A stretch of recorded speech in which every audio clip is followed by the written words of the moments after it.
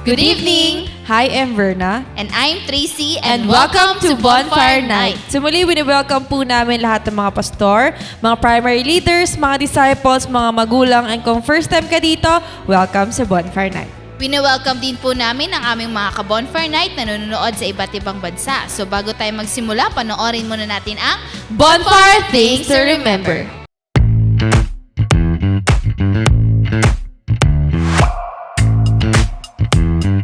Here are your bonfire things to remember. Bring your notebook, Bible, and ballpen. Open your heart to the message. Hashtag Puspus Yarn. No unnecessary activities while watching. Hashtag multitasker. Wag ganon. Focus on the message through our speakers. No? Kasi kung makikita natin, ang gaganda ng promise. Ang gaganda ng Hashtag promise. focus ka lang. Invite and tag your friends. Be a blessing. Hashtag friendship goals. Engage by sharing your thoughts and leave comments below. Respond to the message and take action. Oh, huwag kalimutan mga ka-bonfire ha. Paalam!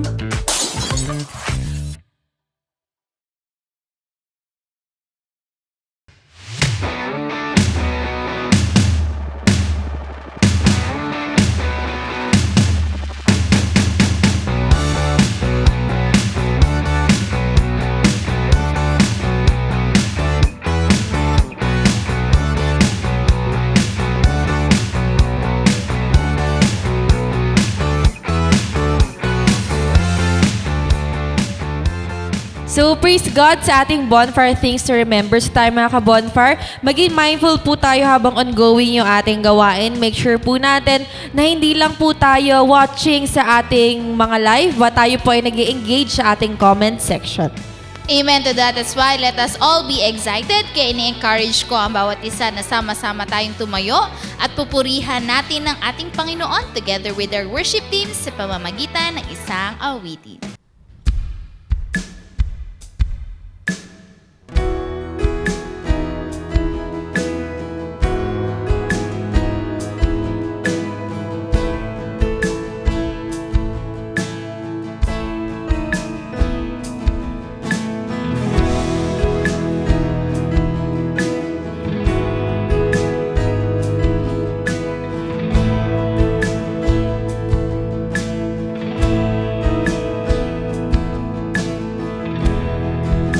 Ikaw ang kaligtasan ko, O Diyos, ang puso ko'y baguhin mo. Ikaw ang kagapay ko, O Diyos, mga mata'y imulat mo sa bukas na kasama ka at tanging sa'yo magtitiwala. Sa'yo'y mananalig, O Panginoon, Ikaw ang buhay ko. Kalakasan ko'y nagmumula sa'yo. Jesus, maghari ka sa buhay ko. Mananalig sa'yo.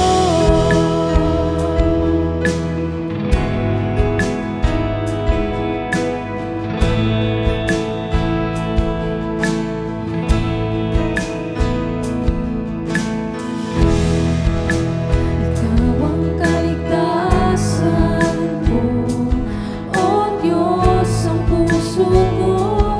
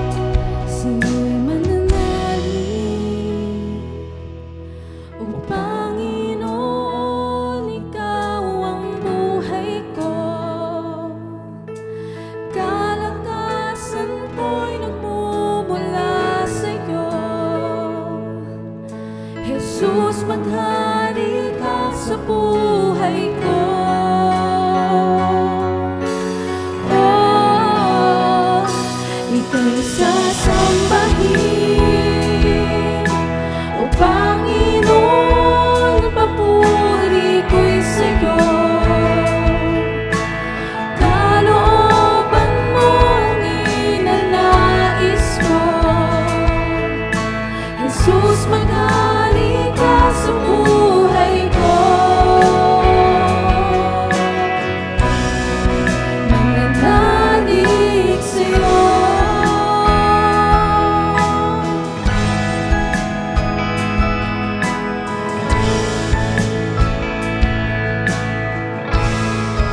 Nananalig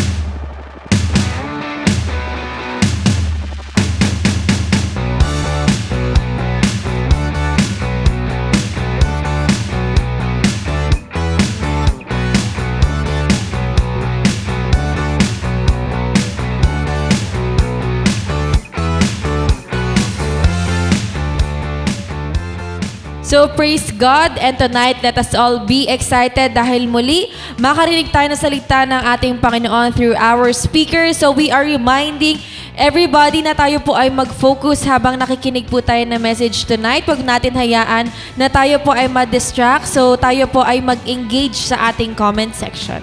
Amen to that. That's why let us ready our hearts and our minds sa message na mapapakinggan natin tonight. So for our speaker, so she is one of the 144 leaders of CGS Las Piñas under Vernasnet, a leader of leaders, one of the staff of School of Leaders 1, and a student. Let's welcome Jemarie Tolomia.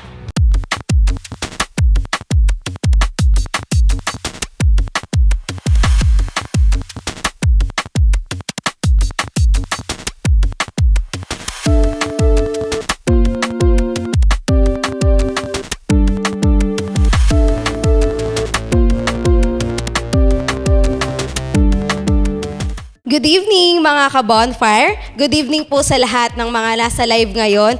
And especially, ayan, tag nyo na inyong mga kaibigan, ang inyong mga pamilya at hikayatin sila na manood ng ating live. Ayan. So, unang-una nais ko po munang pasalamatan ng ating Panginoon, especially sa opportunity na to na muling ipinagkaloob niya sa akin upang magbahagi muli ng kanyang mga salita tonight. Ayan. So, pinapasalamatan ko rin sila Pastor Rami, sila Pastora Adelia sa pagtitiwala na muli akong maging speaker tonight. Ayan. So, sa bumubuo din ng bonfire, sa lahat ng bonfire admin, sa aking mentor na si Ate Verna, and sa aking sa aming net na Team Jeremiah. Ayan. So, good evening po sa ating lahat. So, bago po tayo mag-proceed sa ating mensahe tonight, tayo po muna ay mag-opening prayer. Sige po, let's pray. We praise you, Heavenly Father, Panginoon, Lord God. We thank you, Panginoon, sa gabi na to, Panginoon, na ipinagkaloob mo po sa amin. Sa bawat isa, Lord, we pray, Panginoon, na muli, Lord God, ikaw ang siyang maitaas namin, Lord God. Ikaw ang mapagpurihan namin, Panginoon, sa gabi na ito, Lord. And Lord, we pray, Panginoon, na muli buksan mo, Panginoon, ang mga puso't isipan, Panginoon, ng bawat isa, Lord God. We pray, Lord, na muli, Panginoon, is magkaroon, Panginoon, ng revelation, Lord God, ang mensahe na to, Panginoon, sa buhay ng bawat isa. I pray, Panginoon, na magkaroon ng impact, Lord God, itong mensahe, Lord God, na totally, Panginoon, magbigay ng restoration, Panginoon, and reflection, Panginoon, sa buhay ng bawat isa sa buhay, Panginoon, ng bawat isa sa amin, Lord God. Muli, Panginoon, ikaw ang siyang manguna, Panginoon, ang kumilos sa akin, Lord God, na tanging mga salita mo lamang, Panginoon, ang siyang aking maibahagi tonight. Guide me, Panginoon, and reveal yourself tonight, Panginoon, to each one of us. We give you all the glory and praises. In Jesus' name we pray. Amen and Amen. Ayan. So, good evening po muli sa lahat ng nasa live ngayon. So, ayan po, prepare po natin muna yung ating mga notebook, ating mga pen, and ating pong mga Bible. Ayan. So, it will serve us din po talaga sa ating notes po upang later, pagkatapos ng live, is tayo is makapagbahagi din ng ating mga takeaways sa ating mga GC. Ayan. So, last Friday po, tayo po is ni-remind ni Teacher Dang, di ba, sa kung ano nga po ba ang mga benefits, di ba, ng pagkakaroon ng spiritual growth dito sa ating paglilingkod sa ating Panginoon. So, tonight po, ang akin pong gustong i-remind din sa bawat isa na hindi lang po basta ako yung ni-remind ng Lord dito. Na kung aalalahanin po natin, way back January na nag-start po tayo ng 2024, di ba? Tayo po ba ay isa sa mga naging on fire that month, di ba? Kamusta na yung pananampalataya natin ngayong December, di ba? Nakita ba natin yung tinatawag na spiritual growth, di ba? Na sinabi ni Teacher Dang sa atin last Friday. So, ayan. So, kung magkakaroon po tayo ng reflection tonight, di ba? Ano po ba yung mga nabago na ng Lord sa atin? Ano na yung mga na-accomplish natin? Ano na yung mga achievements natin pagdating sa spiritual life natin? Ayan. So, pwede nyo pong i-comment dyan sa ating comment section yung mga pangyayari or yung mga nabago po ng Lord sa inyong mga buhay. Ayan. So, ang topic po ngayon na aking i-share or ang topic po na gustong i-reveal or gusto pong i-remind sa atin ng Panginoon is strengthened by grace, a call to persevere. Ayan. So, open po natin ating mga Bible sa 1 Peter 5 verse 10, NIV version po. So, sabi po dito, "And the God of all grace, who called you to His eternal glory in Christ, after you have suffered a little while, will Himself restore you and make you strong, firm, and steadfast." Ayan. So, ang nais pong i-reveal sa atin ng Panginoon ngayon is, gaano nga po ba tayo naging strong? Start po ng buwan ng Enero hanggang ngayong December, di ba? So, gaano nga po ba tayo naging katatag that time or hanggang ngayon po talaga na even though we face so much problems, struggles in our life, is kamusta yung pananampalataya natin sa Lord, di ba? Are still persevere sa paglilingkod na ginagawa natin sa Kanya, or nawawala-wala na naman ba tayo? Ayan. So God, ang Lord po nais niya tayong maunawaan natin kung bakit nga ba may mga suffering tayong pinagdadaanan, na bakit nga ba tayo bilang mga disciples, bilang mga leaders, is hindi exempted na makaranas din talaga ng paghihirap or suffering na tinatawag. Ayan, so sabi dito, what does God want us to understand about His plans and promises during our times of suffering? So first point po na nakita ko dito sa verse natin kanina is, God's call us to eternal glory, or first is God's call to eternal glory. So ang Lord po, hindi naman talaga niya tayo parang tinawag lang, kumbaga para lang maging disciple, para lang ma-invite sa cell group, di ba? Para lang makilala natin yung mga pastors natin, di ba? Hindi, kundi ang Lord talaga, calling talaga ng bawat isa sa atin, is mapagpurihan siya for eternal, di ba? Lahat ng gagawin natin, bilang disciple is na siya, para na sa Panginoon. Di ba? Hindi na para lang matapos itong araw na to, para lang mabigyan ng, mabigyan lang ng praise ng ating mga pastor, di ba? Mapansin lang ng ating mga leader. Kumbaga, ang Lord po, tinawag ka niya, di ba? Tinawag ka niya for His eternal glory. Ayan, so sabi dito, God's remind us, di ba? By His grace talaga, na tayo is tinawag talaga niya through Jesus Christ. Ayan. So kapag tayo po is hindi rin talaga establish yung relationship natin sa ating Panginoon or sa ating Panginoong Jesus, hindi natin masasabi na yung ginagawa natin is para sa Kanya. Kasi nga hindi natin nagigets eh. 'Di ba? Lalo na sabi ko nga po kanina, 'di ba? Tayo is hindi tayo exempted to feel din talaga, to feel distress, 'di ba, sa mga pinagdaraanan natin, especially sa lahat ng mga student, 'di ba, na nandito sa live. Ayan, to all youth din na naglilingkod sa ating Panginoon. Iba-iba yung struggle natin, especially syempre sa mga meron ditong works, 'di ba? Iba siya kapag pagdating na talaga sa mundo, kumbaga, ayan. So, ang Lord nais niya na maunawaan natin na calling natin na magpatuloy, 'di ba? To persevere kahit pala na tayo is naghihirap na, 'di ba? Kahit na akala natin hindi na natin kaya kasi nga hindi natin naiintindihan or wala tayong matibay na relasyon and pundasyon talaga sa ating Panginoon. Kaya hindi natin naiintindihan na bakit nga ba tayo is patuloy na naglilingkod, di ba? Bakit hindi ko maiwan or bakit nandito pa rin ako kahit na ilang beses kong sinabing ayoko na, di ba? So, yun po yung parang nais ng Lord na i-remind din sa bawat isa sa atin na itong mga nararanasan nating suffering is pang ano lang siya temporary lang, 'di ba? Kumbaga, for example po, 'di ba? Tayo bilang mga student, hindi naman tayo forever first year high school, first year college 'di ba? Hindi tayo forever na grade school lang, hindi tayo hindi lang tayo magi-stay sa isang math problem lang, 'di ba? Kumbaga lahat ng 'yan is kailangan nating pagdaanan. Bakit, 'di ba? Bakit kailangan nating mag-aral? So, syempre for us then na magkaroon ng growth, hindi lang kumbaga sa educational natin, 'di ba? Kaya natin siyang dalhin din sa paglilingkod natin, 'di ba? Kumbaga step by step din siya, and yung suffering naman na dinaranas natin is it will guide us dun sa magiging path na gusto ng Panginoon para sa atin. Kasi nai-imagine niyo po ba na paano kung hindi tayo sinusubok, 'di ba? Paano kung wala tayong pinagdaraan ng problema, 'di ba? Lagi lang tayong masaya, 'di ba?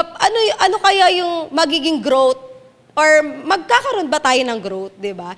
Kasi yun nga ang Lord hindi naman niya ibibigay sa atin yung mga struggles na 'yan, yung mga pagsubok na 'yan nang wala lang. And parang reminder din po talaga to sa atin ng Lord na sa lahat naman po ng pinagdaraanan natin is kasama natin siya. Kaya po napakahalaga rin talaga na maunawaan natin na kasama natin ang Lord, di ba? Hindi dapat natin kailangang solohin lang yung mga problema natin, di ba? Kasi sabi ko nga po kanina, kamusta ka simula nung January year 2024 hanggang ngayon na second week na tayo ng December. Diba? Kamusta yung mga napagdaanan mo nun? May natulong ba to sa'yo? Mas naging malala ba yung ugali mo? Or nagkaroon ka din talaga ng pagbabago? Kasi nga nakita mo yung pagkilos ng Panginoon sa'yo once na nasurrender mo na kasi lahat sa Kanya. Ayan, so sabi nga po dito, knowing our suffering is temporary compared to the eternal joy awaiting us. Ayan, so sabi po sa Philippians 3 verse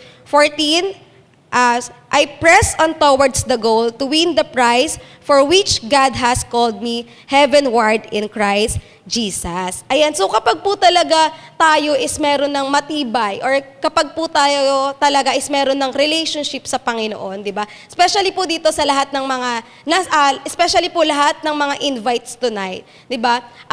Na-imagine niyo po ba yung buhay na wala namang nag-i-invite sa inyo di ba? Yung buhay na nireject nyo, 'di ba? Yung taong nag-i-invite sa inyo, 'di ba?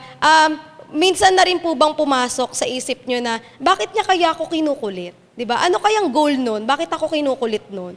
'Di ba? Kasi kami po bilang mga disciples and leaders talaga, our goal po talaga is to win the prize, 'di ba? Na ang binigay po talaga ng Lord sa amin is to win more souls and yun nga, to make more disciples and help them po talaga to become a leader din. Di ba na ang goal po kasi sa discipleship is hindi lang talaga tayo palaging makinig, di ba? Palagi lang talagang sumusunod sa leader natin, but aim, di ba?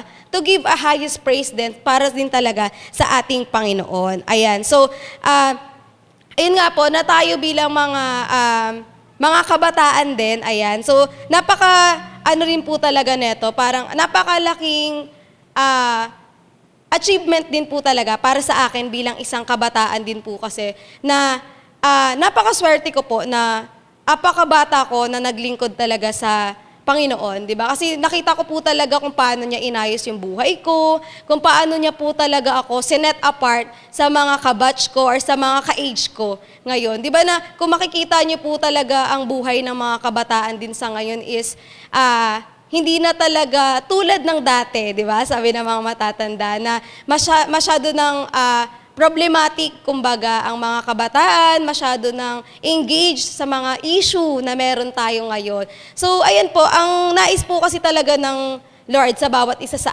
atin is makilala natin siya, di ba? Magkaroon talaga tayo ng maayos na relationship sa Kanya. So, ayan, so sa mga kabataan po talaga ngayon na nandito sa live or sa mga disciples, di ba, na nanlalamig po. Ayan, praying po talaga na makita ng bawat isa sa atin kung ano po ba talaga yung calling ng ating Panginoon, di ba? So, yun po yung ating first, God's call to eternal glory. So, second po natin is what God wants us to understand. Ayan, so the purpose of suffering. Ayan po yung ating second point. So, sabi po dito, suffering, though challenging, though life is challenging, ayan, it has a refining purpose, di ba? So, sabi ko nga po kanina, di ba, bakit nga ba tayo kasi sinusubok? Bakit ba natin kailangan subukin pa kasi bago matuto? Di ba? So, naisip niyo po ba yun? Bakit kasi kailangan ko muna magkamali bago ako matuto? So, yun, may nabasa po kasi ako sa parang lang din po siya, post lang din, gano'n, na sabi po doon, ang Lord naman hindi niya ibibigay ang isang bagay sa atin ng walang purpose, 'di ba? Nang walang dahilan, 'di ba? Kasi bakit nga ba naman kasi natin mararanasan niya nang wala lang, 'di ba? Kasi baka hindi na kasi tayo nag-grow, 'di ba? Baka naging stagnant na lang yung buhay natin, 'di ba? Imagine niyo kung hindi kayo natutong magkamali, 'di ba? Hindi niyo rin hindi nyo rin malalaman na mali na pala yung ginagawa nyo, di ba? So, pasalamat din po talaga tayo sa mga taong patuloy na nagko-correct sa atin, di ba? Especially sa ating mga leader. So, the purpose of suffering, sabi po dito, it strengthens our faith, builds character, and prepares believers for God's eternal glory. So God will allow those trials to mold us into His likeness, not to harm us, but to transform us. Ayan. So, yun nga po, sabi nga po, di ba, ang Lord naman hindi niya ibibigay yun sa atin if we are totally matured enough dun sa mga pinagdaraanan natin. So, once talaga po na tayo is sinubok na ng ating Panginoon, napagpasalamatan niyo po ba siya? Di ba na parang, thank you Lord kasi sinusubok ako. Di ba? Parang napasalamat niyo po ba yun sa Lord na nung mga araw or yung mga times na tayo po is patuloy na sinusubok. Kasi ako po nakita ko po talaga na bilang isa po palang disciple and leader na, yung mga pagsubok po na yun, parang naging stepping stone ko po siya sa kung nasaan na ako ngayon. Kasi siguro po kung hindi ko yun na-encounter that time or nung mga kabataan ko na yun, siguro po hindi ako magkakaroon ng gantong maturity and ng gantong rin po talaga, growing na paglilingkod sa Lord. Kasi kapag sinabi pong growing, hindi lang naman siya parang typical na sumisipag ka lang sa gawain.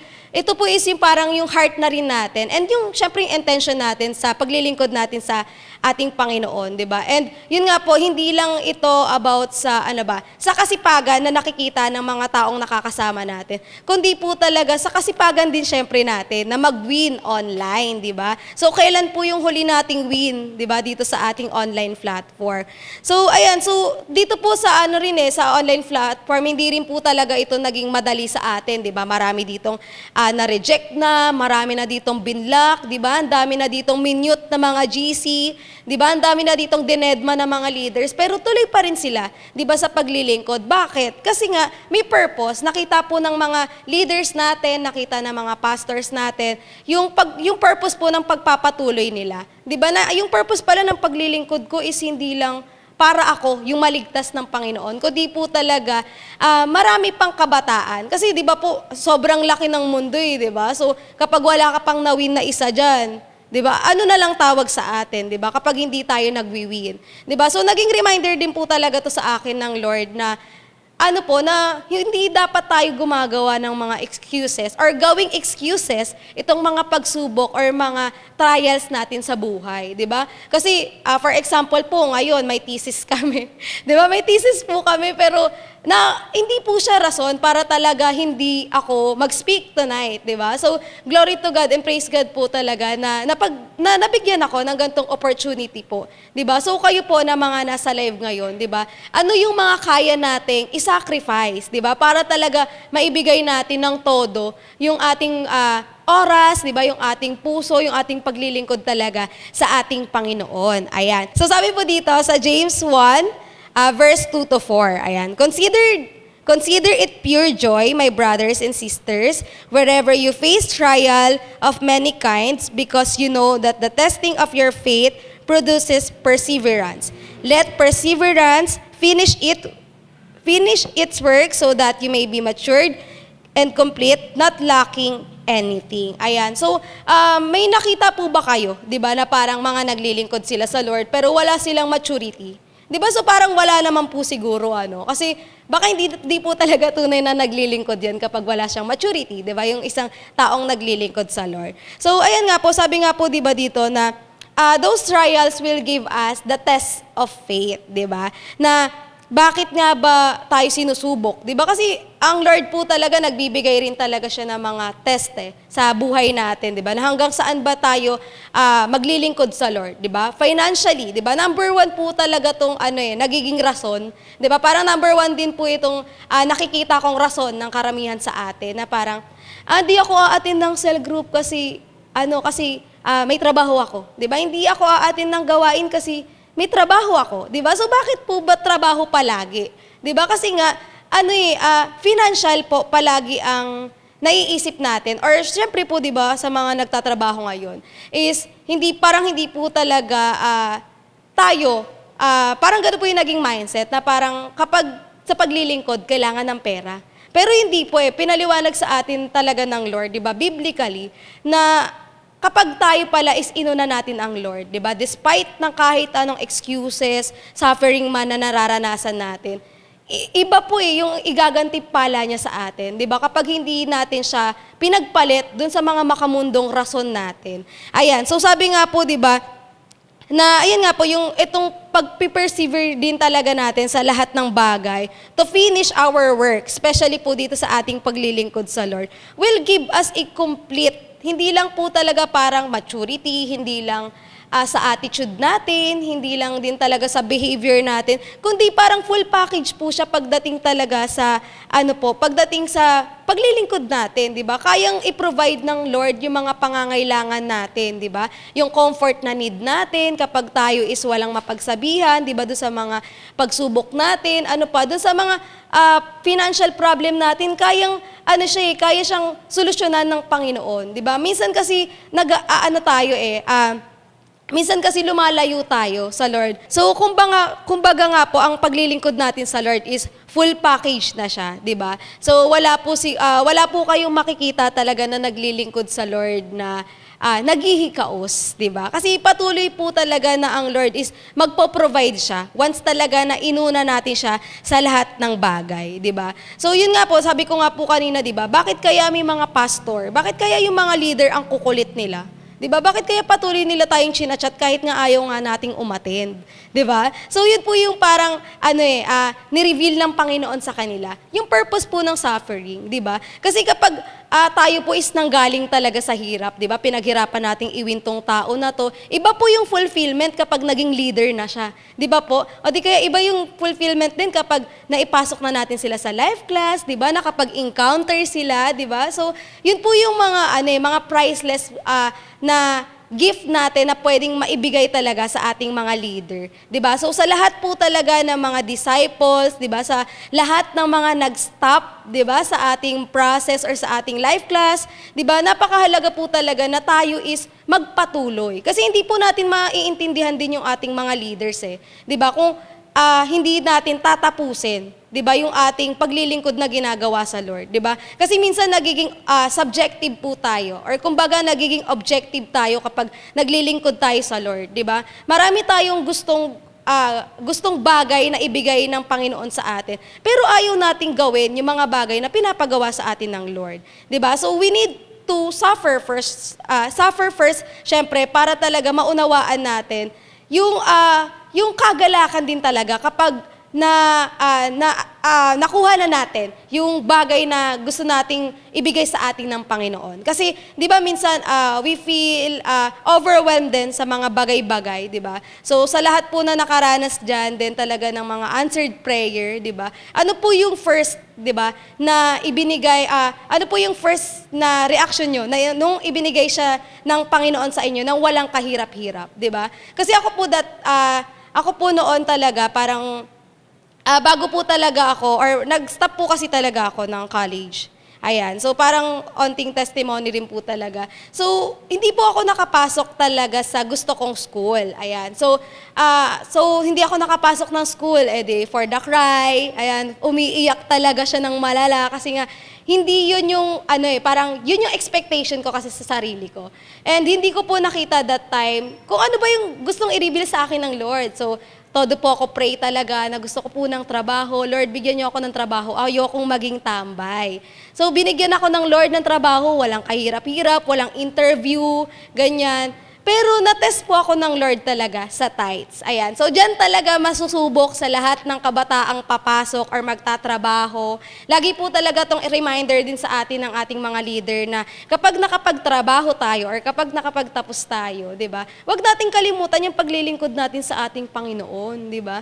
Kasi ako po nasubukan ko po talaga na parang malaki po talaga parang minimum wage po ata ang tawag doon, yung sweldo namin, doon sa bazaar po na pinapasukan ko. And nakita ko po doon talaga na tinest po talaga ako ng Panginoon. Super guilty po talaga that time na halos naunawaan ko lang po talaga siya nung nawala na siya. Kasi yun po yung reminder sa atin ng Lord eh. Magsasuffer talaga tayo ng malala. Di ba? Pupuksain po talaga tayo ng kaaway kapag po tayo is hinayaan natin na kainin tayo ng mga bagay na inakala nating blessing na ng Panginoon. Kasi ako po naniniwala din talaga ako na hindi siya blessing kapag outside siya, di ba, ng paglilingkod natin or kapag labas na siya sa gawain ng Panginoon. Ayan. So makita po sana din talaga natin yung kahalagahan ng paghihirapan muna kasi natin dapat, di ba? Na bakit nga ba kailangan ko munang maghirap bago maging masaya, di ba? Kasi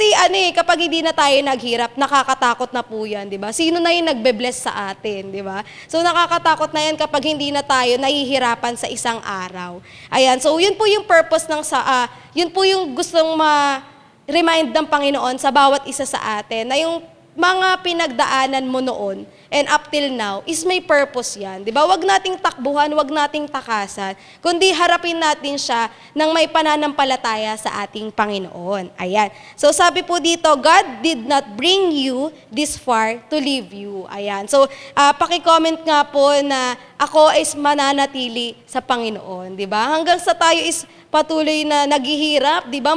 Maging piso man yung laman ng wallet mo, di ba? Magpapatuloy ka sa paglilingkod mo sa Panginoon. So, third point po is what God want us to understand. Third is God's promise of restoration. Ayan. So, ako po nakita ko po talaga na sobrang laki ng restoration na kayang gawin sa akin or sa atin ng Panginoon.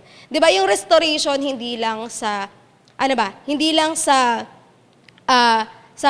hindi lang po sa buhay natin bilang isang kabataan, 'di ba? Hindi lang sa buhay natin, sa family natin, sa pagiging sa trabaho natin, 'di ba? Or lahat po 'yan eh. Kaya tayong i-restore or kaya tayong baguhin talaga. God himself promised to restore, confirm, strengthen and establish us after a season of suffering. Ayan. So, ang Lord naman po is yun nga, hindi naman niya tayo iiwan lang, di ba, sa ere kapag tayo po is naghihirap na. Kumbaga, nasa atin po yun bilang mga tao, di ba, as common po na mga tao, na saan ba tayo lalapit during those season, di ba? During those season of suffering natin, di ba? Kasi yun nga po kahit po mga disciple, di ba? Kahit tayo mga disciples and leaders, hindi tayo makakatakbo dyan, di ba? Hindi tayo makakalaya dyan sa suffering na yan. Ang Lord lang po talaga ang kayang magpalaya sa atin. And yun po yung mga rin talaga natin. Kayang baguhin ng Lord, di ba? Yung puso natin, di ba? Yung may galit tayo, kaya tayong bigyan ng puso na handang magpatawad, di ba? Ganun po ka-powerful ang ating Panginoon. And gusto po ng Lord na maunawaan natin na panghawakan po natin yung mga pinangako niya, di ba? Panghawakan po natin yung mga salita ng Panginoon sa mga oras, 'di ba? Mas panghawakan po natin yung salita talaga ng Panginoon sa mga oras po talaga na akala natin wala ng pag-asa.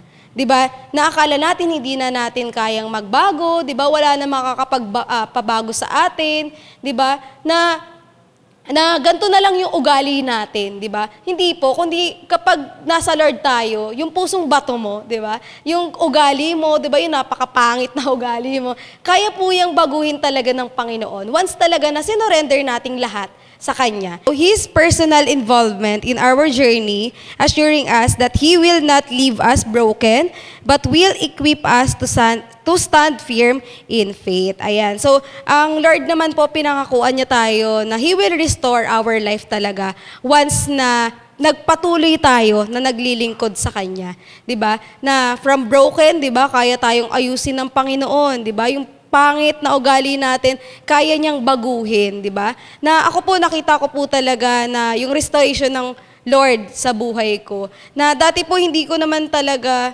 gusto na maglingkod, di ba? Na parang hindi ko po talaga nakikita yung sarili ko na ginagamit sa gawain ng Panginoon. Pero ang Lord po talaga, kapag, yun nga po, kapag ang calling talaga natin is maglingkod sa Kanya, di ba? Gagawan po talaga ng paraan ng Lord, or gagamit po siya, di ba, ng mga tao upang mawin talaga tayo, di ba? So, dito po sa mga invites na nanonood po tonight, di ba? So, hindi po aksidente po talaga na kayo po is isa sa mga na-invite ngayon. Or hindi po aksidente na napapanood niyo po to tonight, di ba?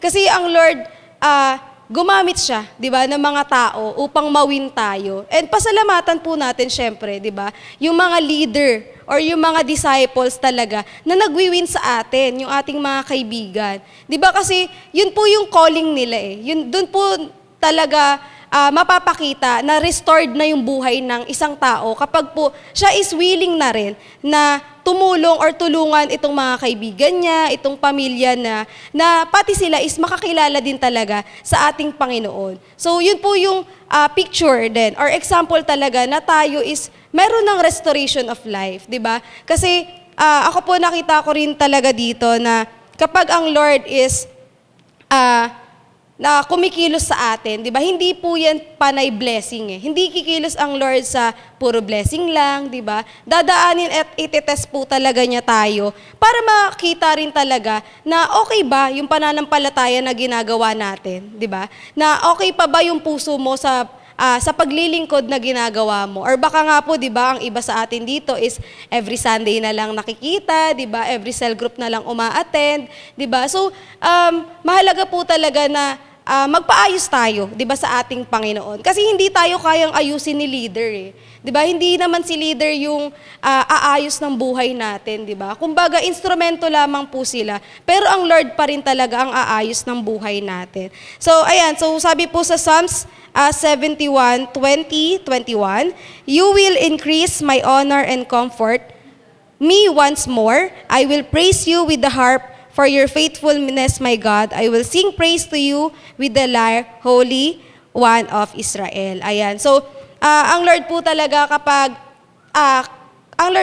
nire-remind tayo tonight na kapag tayo po talaga is may restoration na, 'di ba, ng buhay. We aim talaga to give a highest praise sa ating Panginoon, 'di ba? Na hindi tayo nakokontento lang na ganito lang yung invites natin, 'di ba? Na wala tayong na-OVE po sa isang linggo, 'di ba? Kasi sobrang haba po talaga or sobrang daming time talaga na ipinagkaloob po sa atin ng Panginoon, di ba? So sasayangin lang ba natin siya para sa mga pansarili lamang nating kagustuhan or uubusin lang po ba natin yung buhay natin or yung oras natin para lang talaga magkaroon ng self-satisfaction, di ba? So hindi po. So ang Lord po talaga nais po niyang maunawaan ng bawat isa sa atin na kung ano man po yung mga reason, yung mga excuses na baon pa rin natin palagi kapag may mga gawain is dapat po hayaan na isurrender na natin sa ating Panginoon.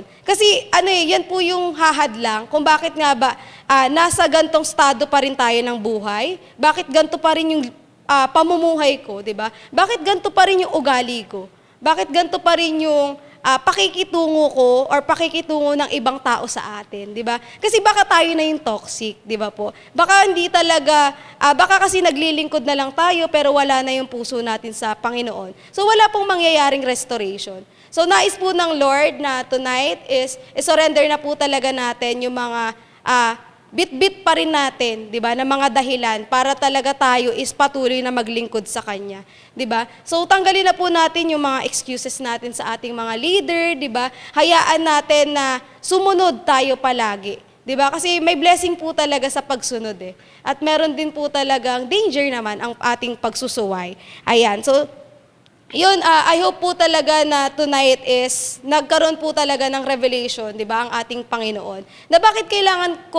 Bakit ba kailangan nating magpatuloy at magtiyaga dito sa paglilingkod, 'di ba? So yun nga po, wala naman kasi talagang bagay na wala po talaga tayong isang bagay na makukuha ng madalian, 'di ba? So alam ko na marami po ditong nakaranas din talaga sa atin na nakuha natin agad yung isang bagay, pero hindi naman siya nagtagal. 'Di ba? Bakit kasi hindi nagtatagal? Kasi nga, hindi naman natin siya napaghirapan eh. Hindi naman yan yung gusto ng Lord na mapasayo. 'Di ba? So yun po, let us rin talaga, remain faithful sa ating Panginoon, 'di ba? Anumang struggles, anumang problema, yung pinagdaraanan ng bawat isa sa atin, 'di ba? And congrats din, 'di ba po, sa mga nakaalis na dun sa stage, 'di ba, of suffering, at sila is ngayon is nag-enjoy na sa blessing ng ating Panginoon. Ayan, so praying po talaga na sa lahat ng nasa live ngayon, lahat po ng mga invites is patuloy po talaga tayong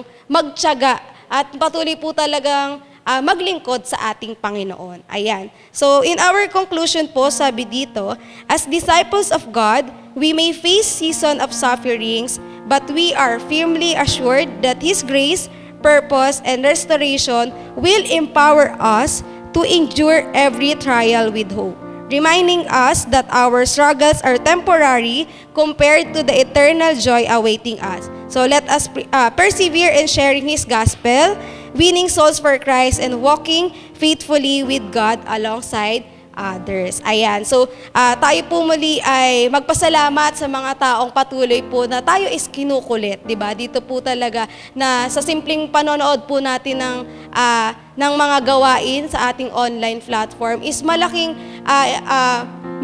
ikatutuwa na po ng mga taong to na nag-invite sa atin. So, praying po talaga na lahat, 'di ba, ng mga disciples, lahat ng leaders, 'di ba, haharapin po natin ang year 2025 ng mas matibay, 'di ba? Mas matatag talaga na may pananampalataya sa ating Panginoon. And yun po, praying talaga na ang Lord ang siyang lagi nating tignan sa mga ginagawa natin, 'di ba? Ang Lord dapat po talaga ang siyang ino-honor natin sa lahat ng gagawin natin sa ating pang-araw-araw. Ayan. Ayan, so tayo po ay dumako na sa ating closing prayer.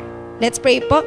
We praise you, Heavenly Father, Panginoon, Lord God. We thank you, Panginoon, sa gabi na to, Lord God, sa muli, Panginoon, sa mga salita mo, Panginoon, na aming narinig tonight, Lord God. We pray, Panginoon, na patuloy kaming magtiyaga, Lord God, magpatuloy, Panginoon, despite of struggles and trials, Panginoon, na kinakaharap, Panginoon, ng bawat isa, Lord God. We know, Panginoon, na ikaw lang siya, Panginoon, ang siyang nakakaalam, Panginoon, ang pinagdaraanan, Panginoon, ng bawat isa, Lord God, mapa-mentally, Panginoon, spiritually, Lord God, financially, Panginoon, or family problem man, Lord God. We pray, Panginoon, and we surrender it sa iyo, Panginoon. We pray, Panginoon, na patuloy na magkaroon ng restoration, Panginoon, ang bawat isa, Lord God. I pray, Panginoon, na muli kaming magkaroon, Panginoon, ng alab, Panginoon, ng puso, Panginoon, na kami, Panginoon, is haharap, Panginoon, sa year 2025, Panginoon, ng mas matapang at matibay, Panginoon, na pananampalataya sa iyo, Panginoon. And we also praying, Panginoon, na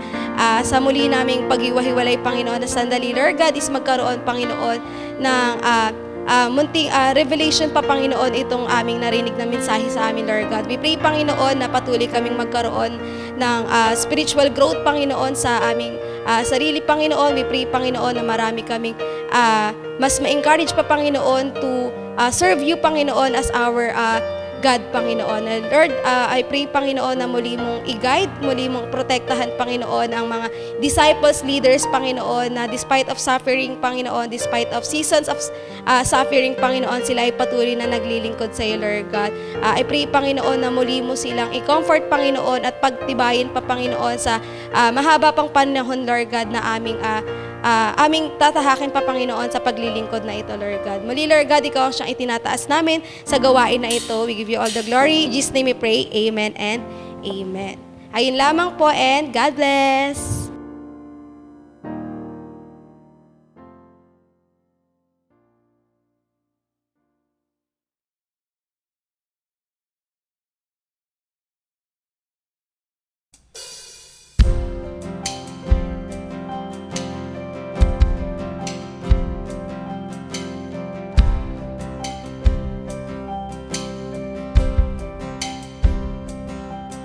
Pagsubok ay nasa aming harapan, lakas mo ay dama sa kahinaan. Kung minsan di alam ang dahilan, ngunit ikaw pala ay nariyan. Ika'y ligayang di mapantayan, sa gitna man ng mamay at alinlangan. Oh, Panginoon, ang pag-ibig mo'y higit sa hayang ibigay ng mundo. Katapatan mo'y ihahayag ko upang makilala ang ngalan mo, Panginoon.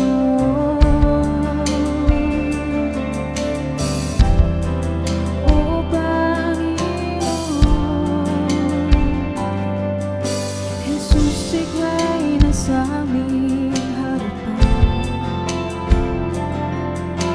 Ikaw ay dama sa kahinaan. Ikaw lamang ang tanging dahilan. Ang iyong presensya laging nariyan. Ika'y ligayang di mapantayan, sa gitna man ng mundo at alinlangan. Oh, Panginoon, ang pag-ibig mo'y higit sa hayang ibigay ng mundo. Katapatan mo'y ihahayag ko upang makilala ang ngalan mo, Panginoon. Ang pag-ibig mo'y higit sa hayang ibigay ng mundo. Katapatan mo'y ihahayag ko upang makilala ang ngalan mo, Panginoon.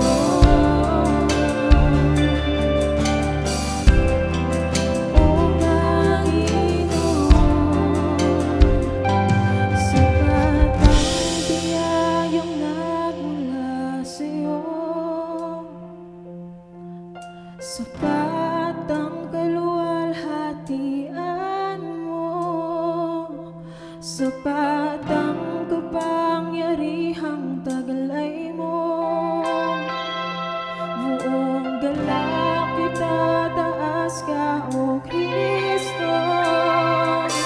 Sapat ang biyayang nagmula sa'yo, sapat ang kaluwalhatian mo, sapat ang kapangyarihang taglay mo. Buong galak itataas ka,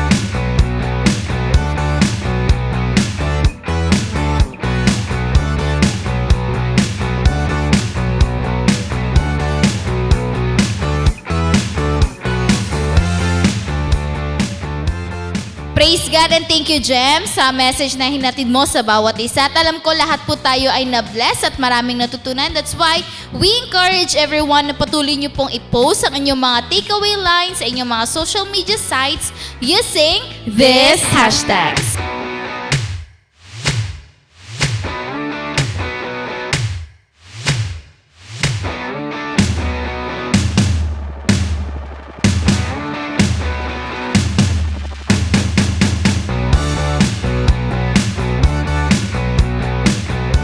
So praise God and salamat po sa lahat na nakasama namin tonight sa ating bonfire. So salamat po sa ating mga pastors, sa mga primary leaders natin na nagbumobilize for Friday, sa ating mga leaders, sa ating mga disciples, and sa mga invites po.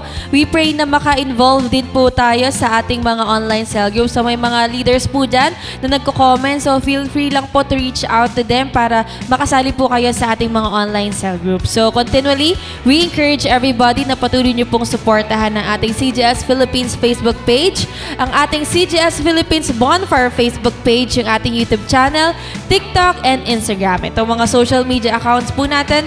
Let us make sure that we maximize it all for God's glory.